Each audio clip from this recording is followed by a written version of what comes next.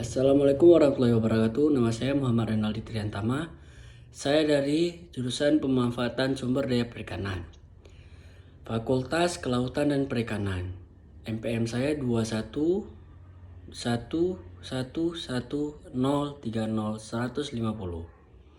Kali ini saya akan mengerjakan tugas video yang diberikan oleh Pak Ilham. Soal nomor 1, jelaskan beberapa perbedaan mendasar antara hewan avertebrata dan vertebrata. Jelaskan pula aplikasi ilmu avertebrata air dalam bidang penangkapan ikan.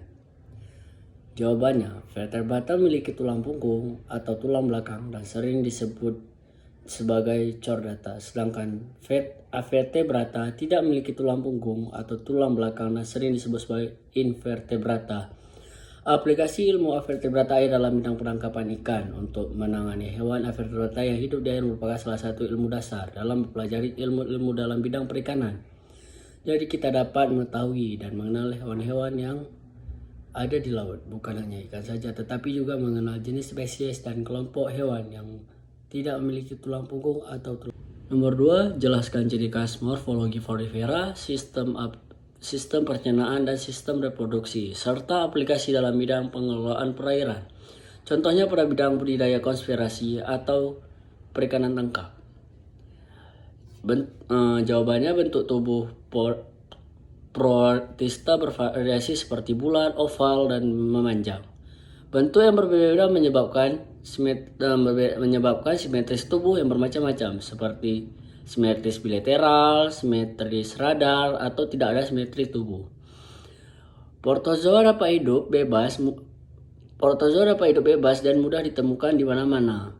Beberapa spesies mampu hidup di lingkungan yang kurang menguntungkan dengan membentuk dinding pelindung atau cangkok. Dalam memenuhi kebutuhan nutrisi, protozoa bersifat holozoo, yaitu memakan organisme hidup lain seperti bakteri, algae, dan jamur. Saprozoo yaitu memakan organisme yang telah mati dan mengalami pembusukan. Holofiti atau autotrof yaitu dapat membentuk makanan sendiri atau melalui proses fotosintesis. Saptofiti yaitu menyerap makanan atau zat organik yang di lingkungan dan sekitarnya. Protozoa berkembang biak secara aseksual dan seksual. Masing-masing kelompok protozoa berkembang biak dengan cara memiliki dengan cara aseksual dan seksual yang berbeda. Misal, amoeba berkembang biak secara aseksual dengan membelah diri. Reproduksi secara aseksual dan seksual terjadi secara bergilir dalam siklus hidup yang sangat rumit dan terjadi beberapa kali perubahan bentuk. Dalam suatu rangkai makanan, protozoa memainkan peran yang penting sebagai produsen primer dan perombak. Protozoa juga berperan sebagai sumber makanan bagi banyak larva hewan avertebrata atau hewan reni yang lain.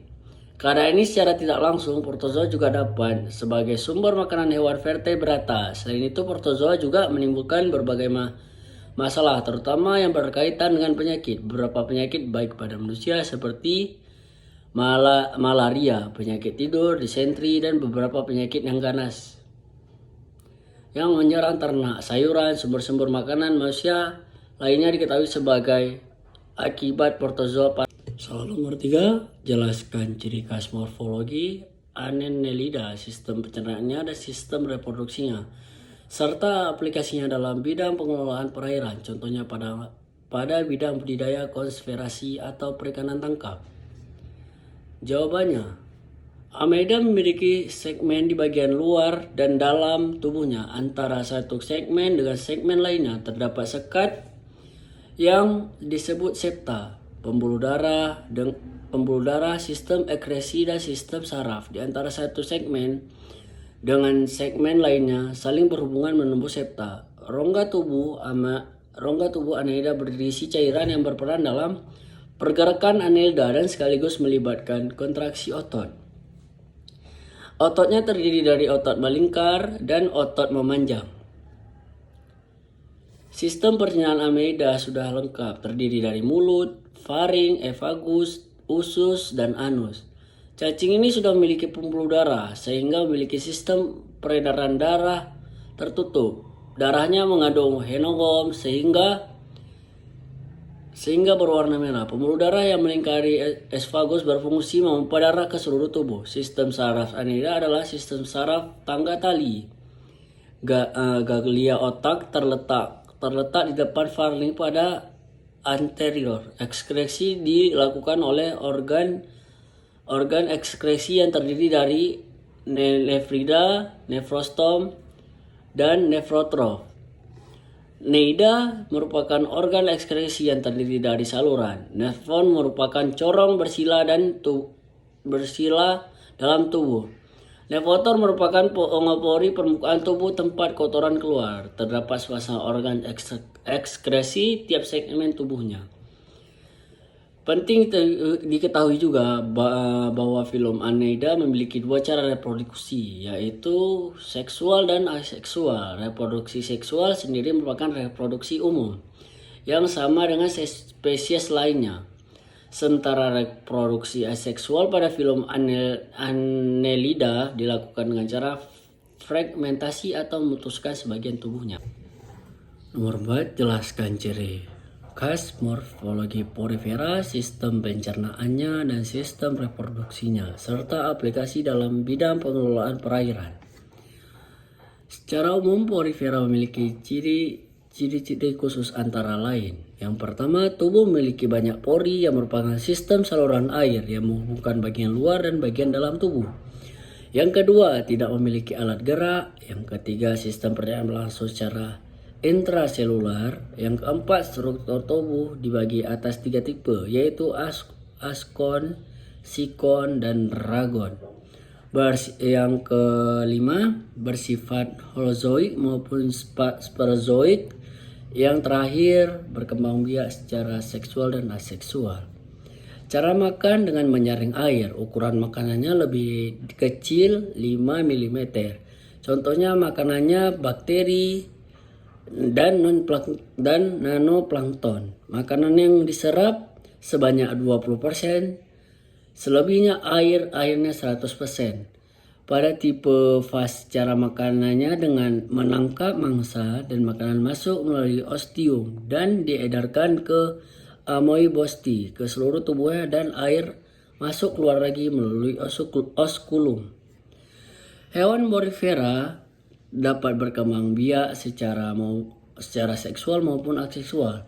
Perkembangan secara seksual dilakukan dengan membentuk kuncup atau benih.